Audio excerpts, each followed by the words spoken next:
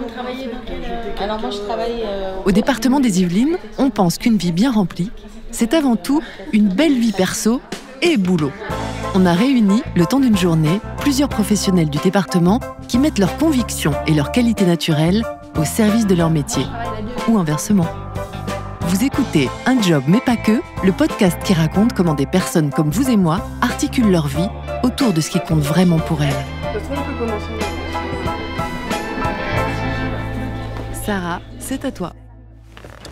Bonjour Sarah. Bonjour. Tu fais quoi dans la vie ? Alors, je suis chargée de mission aménagement durable à l'EPI 7892. C'est l'établissement public interdépartemental Yvelines-Hauts-de-Seine qui a été créé en 2017 afin de mutualiser les compétences, notamment les compétences voirie. Donc aujourd'hui, l'EPI 7892 intervient sur le département des Hauts-de-Seine, qui est plus un territoire urbain, et aussi sur le territoire des Yvelines. Mon métier consiste à faire la relation entre la direction, la centrale et les services territoriaux, parce que je travaille au niveau du réseau routier départemental. En dehors du boulot, qui es-tu ? Alors, en dehors du boulot, je suis une maman de 2 enfants. Je suis assez active, du moins, je me suis impliquée au niveau de l'organisation de ma commune, notamment. J'habite un petit bourg de 4500 habitants et aujourd'hui, je suis présidente du comité de quartier. J'ai souhaité également reprendre une année d'études pour devenir ingénieure en transport, car je souhaitais un petit peu consolider mes compétences et servir au mieux aussi mon institution, et notamment l'EPI 7892. J'espère pouvoir appuyer un petit peu mes compétences au niveau environnemental, notamment sur la préservation de la biodiversité. Je travaille plus particulièrement aujourd'hui au niveau de l'EPI sur la politique de gestion arboricole. Donc j'aimerais vraiment me spécialiser dans le droit environnemental, entre autres, mais aussi continuer sur les aspects opérationnels. Ce qui me plaît, c'est de travailler, entre autres, avec les opérationnels, parce qu'il y a une liaison terrain, il y a une réalité, il y a la vie quotidienne de tous les usagers, de vous comme de moi, qui sommes usagers de la route, ou bien aussi usagers des transports au sens plus large. Et aujourd'hui, c'est vraiment ce qui me plaît, et parce qu'en fait, c'est des sujets différents chaque jour.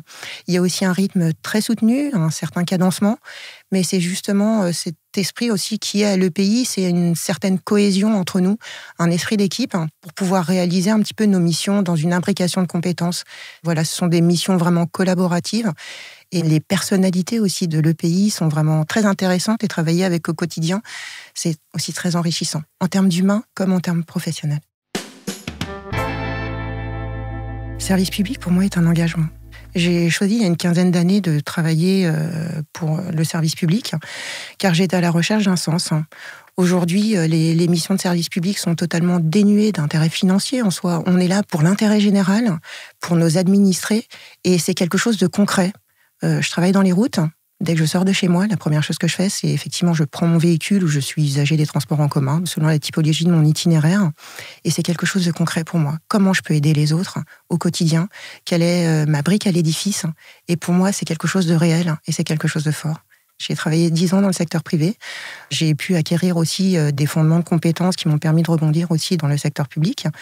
Mais pour autant, aujourd'hui, je me retrouve vraiment dans les missions du service public parce que j'ai un sentiment aussi d'utilité au quotidien qui est très fort. J'ai souhaité m'impliquer dans mon comité de quartier parce que je travaille depuis aujourd'hui 15 ans dans les mobilités. Je travaillais également sur les notions des parties prenantes, des enquêtes publiques, des aspects de concertation. J'avais envie de me retrouver de l'autre côté, parce que donc moi je représentais un petit peu avec les équipes la maîtrise d'ouvrage de l'opération, et là j'ai envie de me retrouver dans le côté public. Donc j'avais vu des annonces au départ au niveau de ma commune qui souhaitaient recruter effectivement des personnes pour le comité de quartier. Donc j'ai pris contact avec les élus de ma commune, j'ai échangé, ça s'est avéré assez positif et j'ai souhaité m'engager. Donc ils m'ont associé à plusieurs réunions au départ, et ensuite par un effet groupe de fédération, j'ai été nommée présidente du comité de quartier. Et c'est justement en fait ce que j'ai pu apprendre dans le domaine routier qui me servent aujourd'hui, en fait, parce que je suis surtout sur la partie voirie. Aujourd'hui, mes engagements, c'est une certaine satisfaction personnelle. J'ai une expertise que je peux mettre à disposition. Travailler pour un comité de quartier, notamment pour ma commune, on a des enjeux assez majeurs dans le sens où d'ici 2030, on est censé aussi doubler en termes d'habitants, puisque la petite commune sur laquelle je réside, justement, est très ambitieuse en termes d'aménagement, puisqu'il s'agit de la commune de Saclay. Et ce que ça m'apporte au quotidien, effectivement, c'est ce sentiment d'aider les autres, de les informer, de leur apporter une expertise ou des informations, et totalement en bénévolat. En fait, c'est une implication auprès des riverains, auprès de mes voisins aussi. C'est construire ensemble notre ville de demain. J'ai toujours eu besoin d'aider les autres, de me sentir utile. Je pense que c'est quelque chose qui, en moi, c'est ce qui m'apporte une certaine satisfaction. Et même dans mon quotidien professionnel, c'est toujours comme ça que je me positionne. Comment je peux aider mes collègues, comment on peut essayer de construire quelque chose ensemble, une imbrication de compétences quelque part. Depuis que je suis au département, tous les directeurs que j'ai pu avoir, parce que donc j'ai travaillé à la direction des mobilités dans un premier temps, puis j'ai rejoint l'EPI 78-92.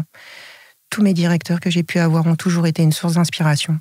Ils m'ont toujours soutenu. Je vois aujourd'hui, à travers mon projet professionnel, qui consiste à reprendre une VAE pour l'obtention d'un Master 2 en sécurité des transports, mon directeur, mon manager, que je connais depuis une dizaine d'années, m'ont toujours soutenu et m'ont fait confiance. Et le fait de voir leur confiance dans leur regard, ça m'a apporté vraiment une espèce d'énergie qui m'a permis de dépasser certains objectifs et d'aller même au-delà. J'espère d'ici quelques jours pouvoir vous annoncer que je suis ingénieur en transport. Le service de la voirie est un service plutôt masculin en soi, on est sur des métiers d'exploitation. Pour autant, j'observe que depuis une dizaine d'années, on a de plus en plus de femmes. Je n'ai jamais observé de différenciation ou de quoi que ce soit, au contraire. Je pense qu'on a tous besoin les uns des autres et c'est vrai qu'une petite féminisation dans ces métiers routiers, ça apporte un petit peu de douceur, c'est dans les échanges, c'est un petit peu différent mais toujours complémentaire. De toute façon, il n'y a que de la bienveillance. J'ai jamais noté autre chose. Pour tout concilier, cette année, ça a été une année très difficile.